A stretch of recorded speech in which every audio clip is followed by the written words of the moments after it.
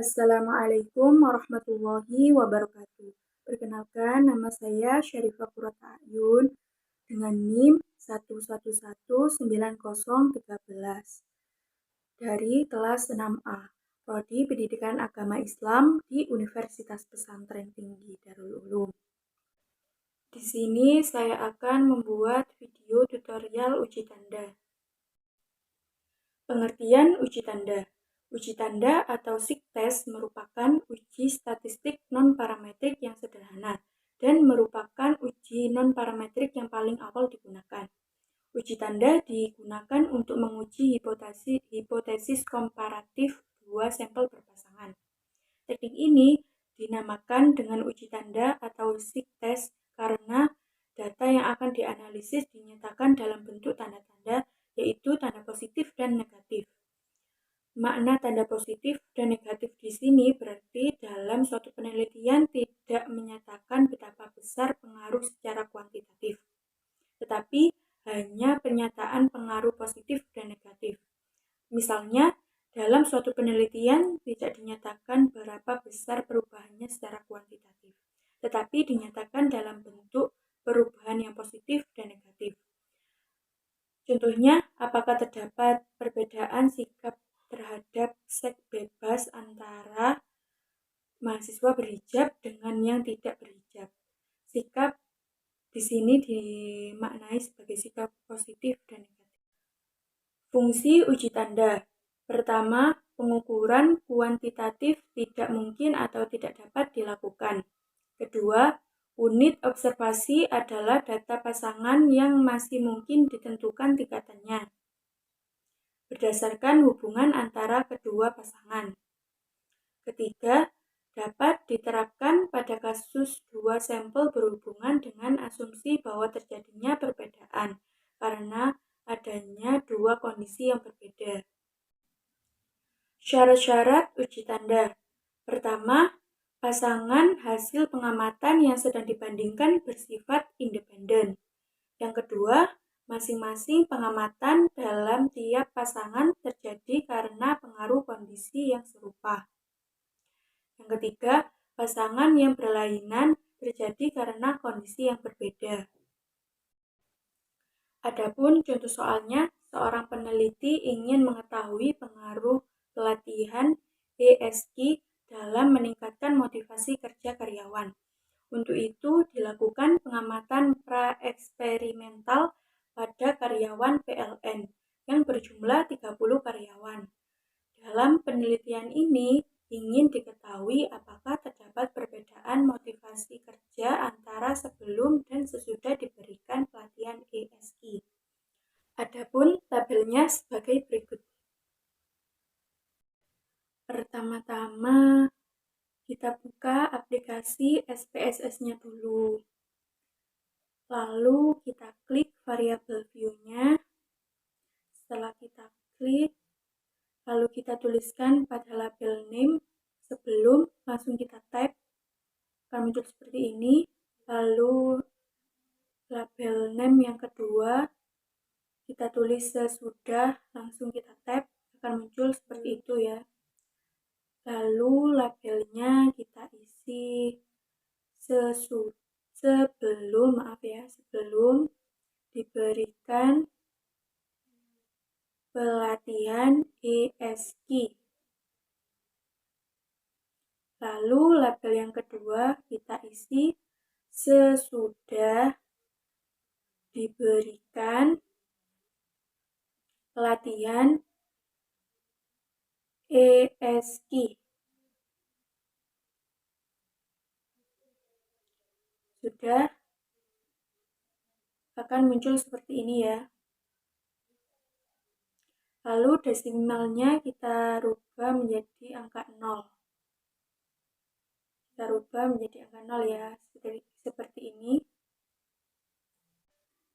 Setelah itu kita klik data view, lalu akan muncul seperti ini. Ada sebelum dan sesudah, lalu kita isi sebelumnya sesuai data yang kita peroleh 72, 73, 68, 74, 79, 76, 72, 78, dan seterusnya ya. Kita isi sebelum dan sesudahnya sesuai dengan data yang sudah kita peroleh. Kita lanjutkan langkah selanjutnya, yaitu sebentar.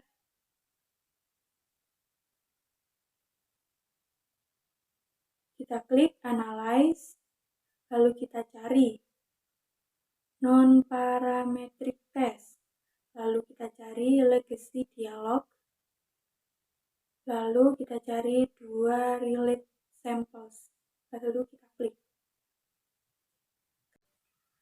Setelah muncul gambar seperti ini, kita ubah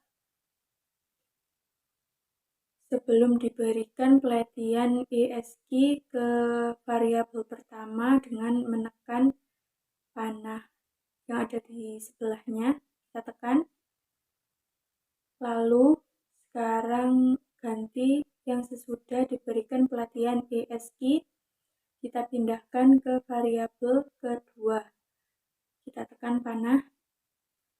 Kan sudah selesai ya. Lalu kita centang yang ada di test tip, yaitu kita centang SIG. Sesudah kita centang, lalu kita tekan OK. Lalu akan muncul seperti ini. Setelah mengetahui hasil dari output SPSS, lalu kita menginterpretasikan hasil output SPSS-nya ya. Jadi berdasarkan pada tabel frequencies, terlihat bahwa dari 30 data terdapat 21 data dengan perbedaan negatif. Terdapat 8 data dengan perbedaan positif dan terdapat 1 data dengan perbedaan data 0 atau pasangan data sama nilainya. Yang kedua, berdasarkan pada tabel frequencies, positive differences dengan jumlah N sama dengan 8 menunjukkan 8 data atau karyawan menjadi perubahan yang positif atau meningkat. Motivasi kerja setelah diberikan pelatihan ESG, di mana setelah diberikan pelatihan jumlah karyawan yang meningkat motivasi kerja lebih kecil daripada sebelum diberikan pelatihan ESG. Berdasarkan data tersebut di atas, maka dapat dilakukan pengujian hipotesis dengan 2 cara sebagai berikut. Jika Z hitung lebih dari Z tabel, maka HU ditolak. Jika Z hitung kurang dari Z tabel, maka HU diterima. Z tabel dapat dihitung pada tabel Z dengan A sama dengan 5% dan uji 2 sisi 5% dibagi 2 menjadi 2,5%. Maka luas kurva normal 50% dikurangi 2,5% sama dengan 47,5% atau 0,475 karena uji 2 sisi. Maka pada tabel Z untuk luas 0,475, maka didapat nilai Z tabel sama dengan 1,96.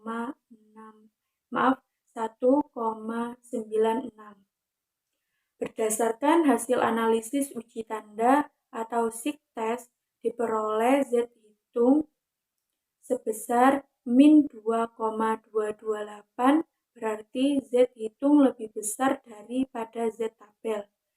Min 2,228 lebih besar 1,96.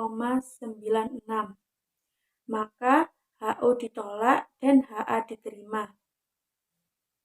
Artinya terdapat perbedaan motivasi kerja antara karyawan sebelum dan sesudah diberikan pelatihan ESG. Jika signifikan lebih besar 0,05, maka HO diterima.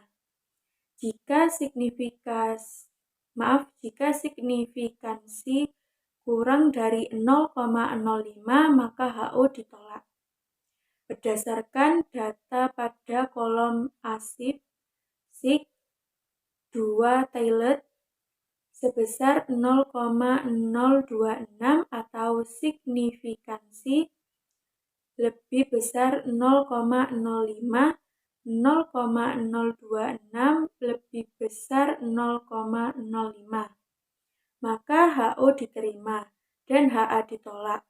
Artinya, tidak terdapat perbedaan motivasi kerja antara karyawan sebelum dan sesudah diberikan pelatihan ESG.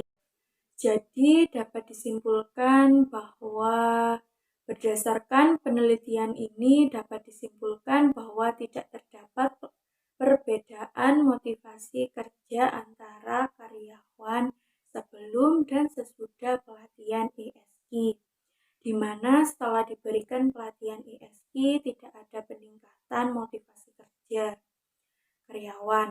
Artinya pelatihan ESG kurang berpengaruh dalam meningkatkan motivasi kerja karyawan.